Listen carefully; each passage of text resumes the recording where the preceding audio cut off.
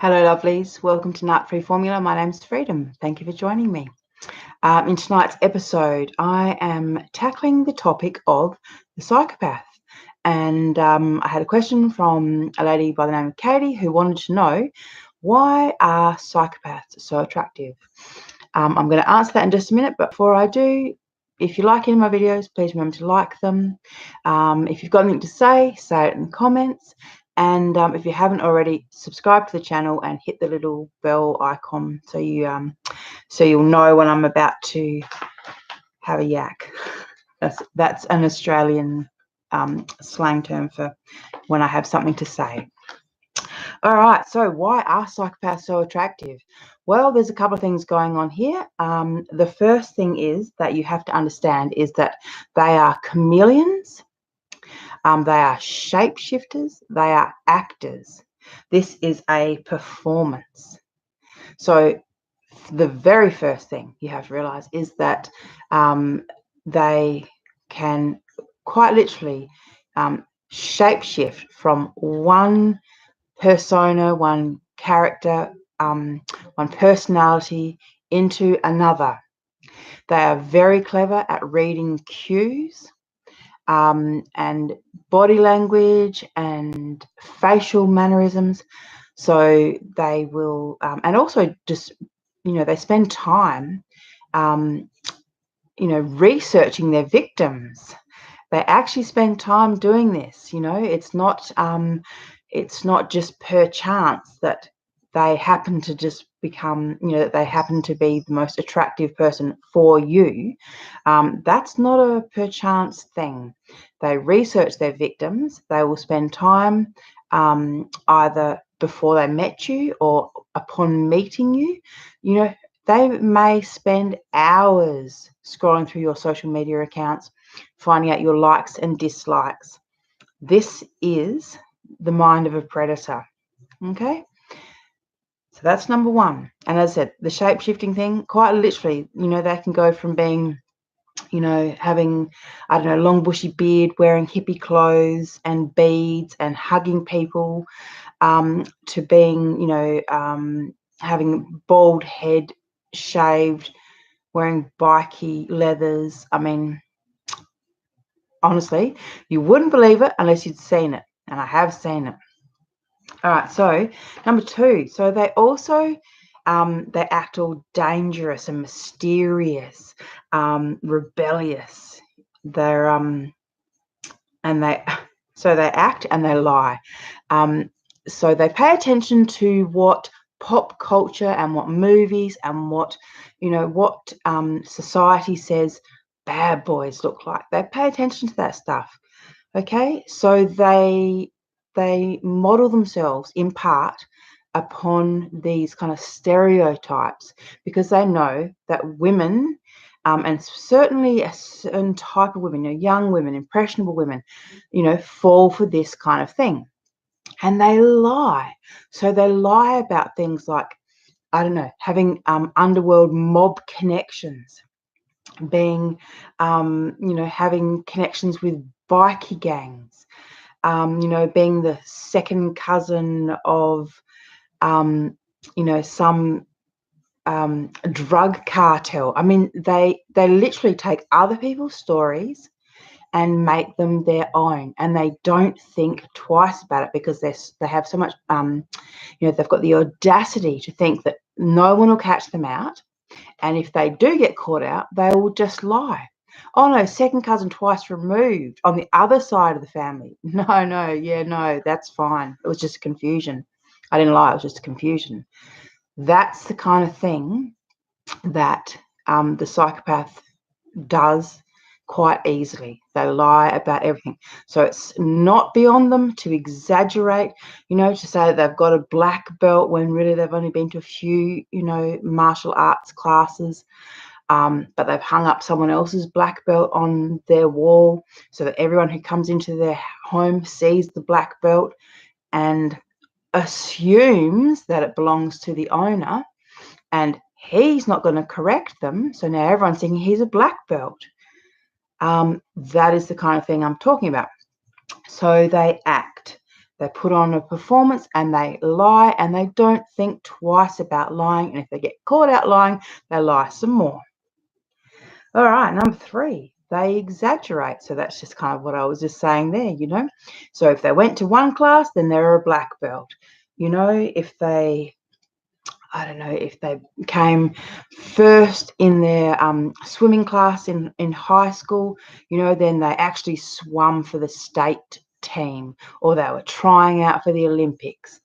They exaggerate everything, or they've had, million-dollar businesses, but they got ripped off by their business partner, and now they're rebuilding their wealth.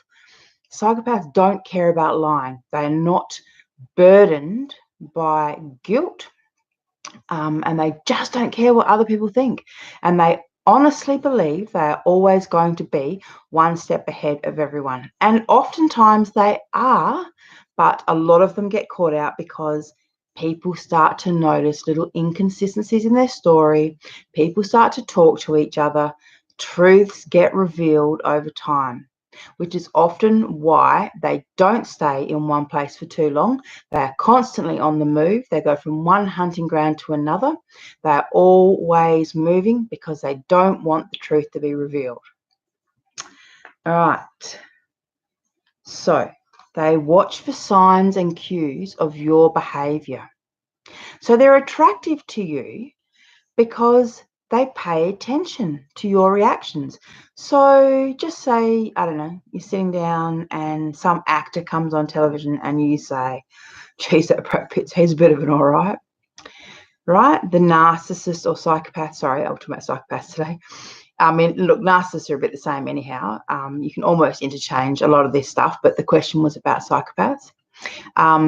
So the psychopath, will have an annoyance reaction because you've found someone else attractive, but they will also, depending on what stage of the relationship or situationship you're in, they will also pay attention to what you found attractive.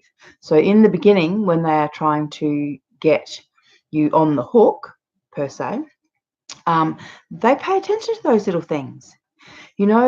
For example, you might say, I love a man who can play pool, and all of a sudden, who knew he was a state champion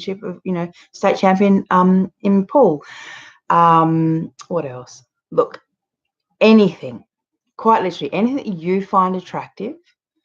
You love men with tattoos. Well, guess what? He's got a tattoo 2 weeks later, but you're thinking, I'm sure he didn't have a tattoo.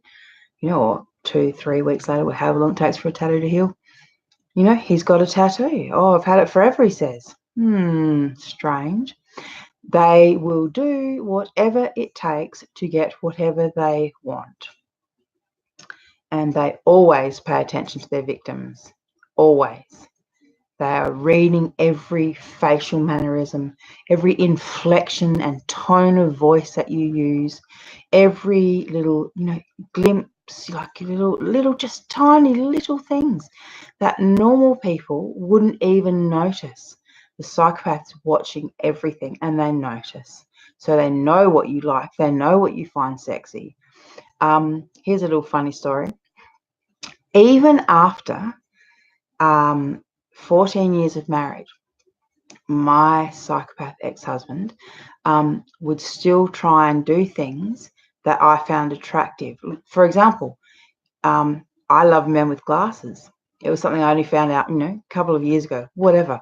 All of a sudden, my husband can't see and he has to wear glasses, except he only wears glasses when I'm around. So isn't that a fun little story? How manipulative. All right, so they basically will do whatever it takes to get their desired outcome. So the end will always justify the means. So playing out your fantasy, playing out a character, they'll do whatever it takes. They don't care. They don't really have a personality or character type anyhow, so it's fine to kind of take on these roles and to act out these personalities. It's a bit of fun for them, if anything. Another thing about why the psychopath is so attractive is you see yourself mirrored back through them and through their affection and their attention.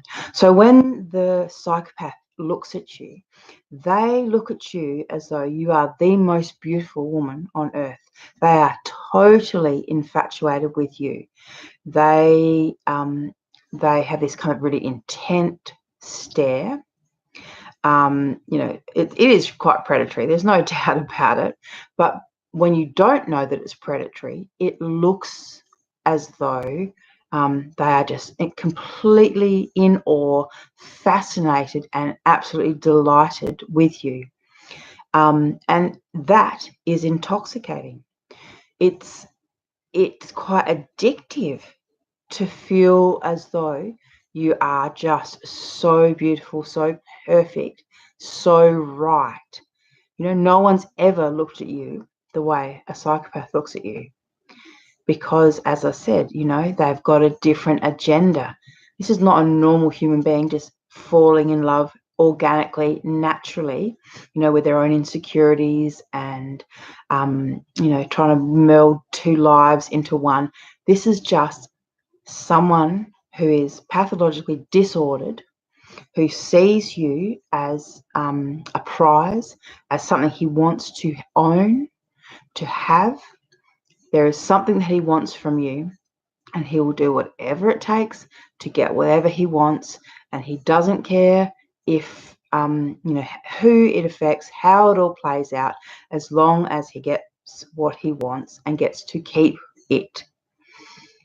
But darlings, as I've said before, this is not real. This is not love. This is not healthy. This is not normal behavior.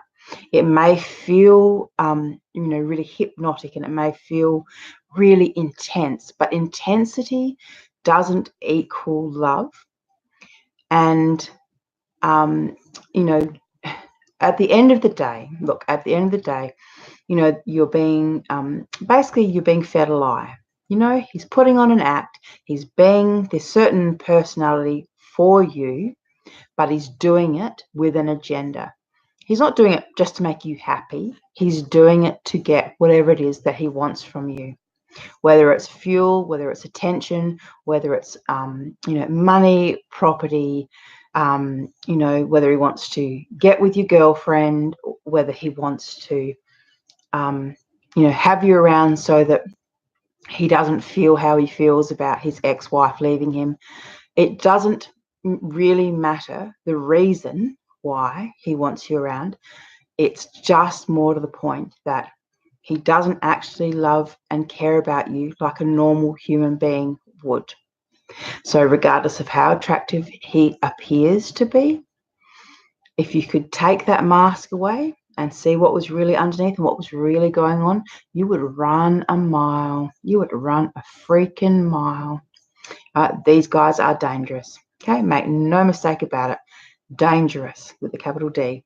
All right, darlings, thank you for watching, and please, subscribe to the channel, stay tuned, and share my videos widely. Thanks. Bye.